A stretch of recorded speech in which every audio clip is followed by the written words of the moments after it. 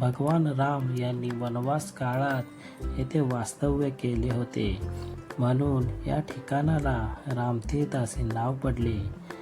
नमस्कार मंडळी, स्वागत आहे आपले आजच्या नव्या ब्लॉगमध्ये.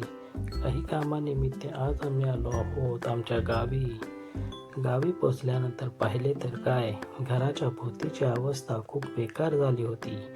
घराच्या अंगणात झाडांचा पाला पाचोळा पडला होता. एखाद्या मूवीमध्ये दाखवत नाहीत का, सुनसान जंगलामध्ये घर असतं, त्याचप्रमाणे आमच्या घराची अवस्था झाली होती. मग काय, हातात झाडू घेऊन लागलो कामाला. सभोवतालची सर्व साफसफाई केली.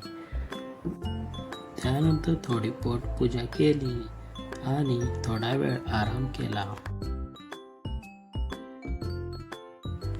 संध्याकाळ होतात आम्ही निघालो आमच्या घरापासून जेमतेम 3 ते 4 किलोमीटर अंतरावर असलेल्या रामतीर्थ या ठिकाणी.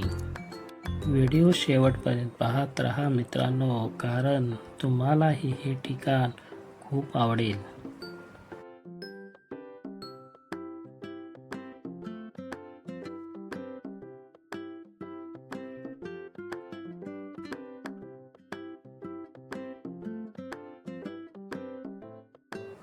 रामतीर्थ हे कोल्हापूर जिल्ह्यातील आचरा तालुक्यात वसलेले एक सुंदर आणि निसर्गरम्य पर्यटन स्थळ आहे.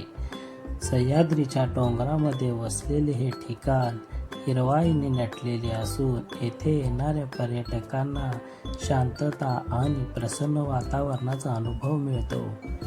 रामतीर्थ येथे मुख्य आकर्षण म्हणजे येथील धबधबा. पावसाळ्यात हा धबधबा अतिशय वेगाने आणि भव्य स्वरूपात कोसळताना दिसतो. पाण्याच्या प्रचंड प्रवाहामुळे परिसर अधिकच मोहक वाटतो.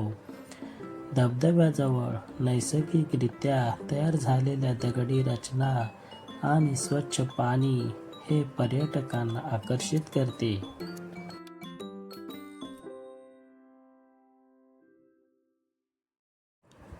रामतीर्थ या नावामागे धार्मिक महत्त्वही आहे. स्थानिक समजुतीनुसार भगवान राम यांनी वनवास काळात येथे वास्तव्य केले होते, म्हणून या ठिकाणाला रामतीर्थ असे नाव पडले. येथे एक लहानसे मंदिर असून भाविक येथे दर्शनास येतात. निसर्गप्रेमी, छायाचित्रकार आणि भटकंती करणाऱ्यांसाठी रामतीर्थ हे अत्यंत योग्य ठिकाण आहे. विशेषतः पावसाळा आणि हिवाळा या ऋतूंमध्ये येथे भेट देणे अधिक आनंददायी ठरते.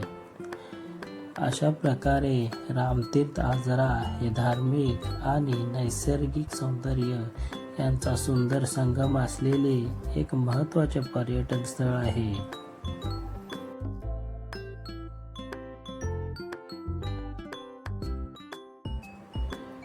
तर मित्रांनो, आजचा हा ब्लॉग आपल्याला कसा वाटला आणि या व्हिडिओमधून मिळालेली रामतीर्थ या ठिकाणाविषयीची माहिती कशी वाटली कमेंटमध्ये नक्की सांगा.